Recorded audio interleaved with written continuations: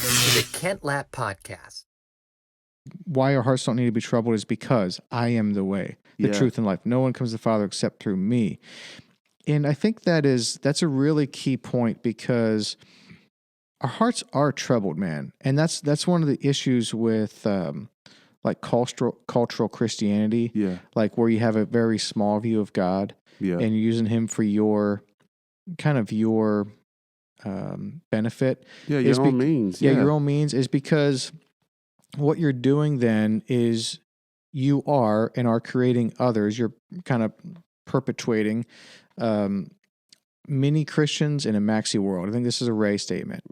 And man, we realize quickly when we get out in the real world that, there's a lot at stake here. There's a lot of sorrows and joys, and like there's a lot at stake. There's a lot going on. And if we were these kind of mini Christians with these many ideas of God, we get out in the maxi world and it doesn't stand up. You know, it falls apart because it wasn't based on the true gospel, the true God, which is grand and glorious. And we need to create maxi Christians for this maxi world, basically. You know what I mean? Like, but and I think we should also be clear on what's at stake as well, because this is saying, I am the way, the truth, and the life. And it's not, I am mostly the way, or I'm one of the ways.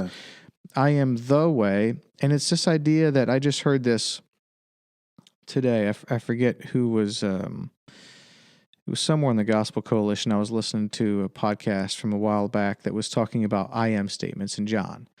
And you see, I think, is it John chapter 6, where he's talking about I am the bread of life. And the idea there is, we can think of it in terms of, Jesus is the bread of life. Okay, so it's like if we have a need, then He can fill it. You know what I mean? If we're hungry, He can fill it. Well, actually, what that's referring back to is Exodus, and when they are out in the wilderness and bread or manna drops from the sky, it's like you eat it or die. Those are your choices here. Well, so when Jesus says, I am the bread of life, that's what He's referencing. It's part of what He's referencing. It's not like if you have a need, you're going to want to believe in me because I can fill that need. If you get a little hungry, I can satisfy your hunger. It's more life and death than that. And even this I am the way statement. Now this I had never heard before, and I'm curious to hear a lot more, but it's the idea that the book of John is sort of like Exodus 2.0. Because in Exodus you see the references there where I think the bread idea. So in Exodus, in the Old Testament, in the Israelites, they had manna or bread from on high. So then, and they would have died without it. And then in John, he's making a reference, I am the bread of life. And then you have Pentecost, another kind of similarity.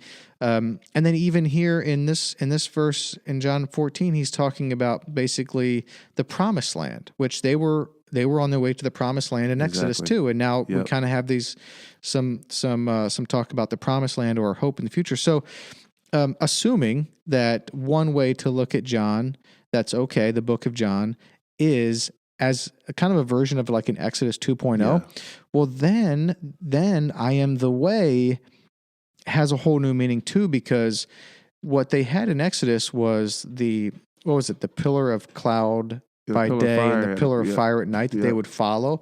That was the way. Well, if Jesus is saying, I am the way, then we need to follow that or we're going to die. Like the shepherd leading the sheep. Exactly. And who was chasing them in Exodus? The Pharisee. The Egyptians. The Egyptians. Army, like you would have back then, the children of God, so to speak, not so to speak, the children of God. They were following the pillars, and if they would have went a different way, they would have died. They would have died. And so now Jesus is saying, "I am the way." So part of what's at stake here is follow the way or die.